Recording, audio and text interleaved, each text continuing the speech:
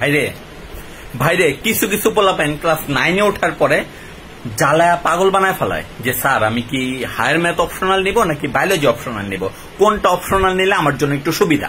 বাইরে বিশ্বাস কর, তুই বায়োলজি অপশনাল নে, তুই হায়ার ম্যাথ অপশনাল নে, কোনো সমস্যা নাই।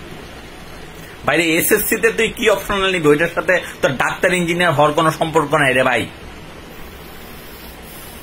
একদল মানুষ মনে করে আমি যদি বায়োলজি অপশনাল নেই আমি আমি আমি আমি মেডিকেলে চান্স পেয়ে যাবো, আমি যদি ক্লাস 9-এ বায়োলজি অপশনাল নেই আমি মেডিকেলে চান্স পেয়ে যাবো। একদল মানুষ মনে করে বায়োলজি বাদ হায়ার ম্যাথ অপশনাল নিতে হবে, হায়ার ম্যাথ অপশনাল আর বায়োলজি মেইন সাবজেক্ট নিলাম। বায়োলজি যদি মেইন সাবজেক্ট নেই তাহলে কি বায়োলজি মেইন, হ্যাঁ মেডিকেল আমার মেইন, হ্যাঁ তার মানে মেডিকেলে চান্স পাওয়া আমার জন্য সহজ। বাইরে এইগুলার সাথে কিচ্ছু আসে যায় না, বিশ্বাস কর। মানুষের এইগুলোকে পাগল বানাইস না।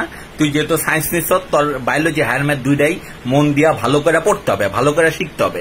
কোন ইয়েতে বায়োলজি টায়োলজি একটা সাবজেক্ট বাদ দিয়ে কৃষি গারস্থ ওগুলো আলাদা। আমি ইন জেনারেলের কথা বলতেছি ভাই। তুই তুই তুই তুই তুই তুই তুই তুই তুই সায়েন্স নিস, বায়োলজিও ভালো করে পড়, হায়ার ম্যাথও ভালো করে পড়, জীবনটা সুন্দর হবে ভাই।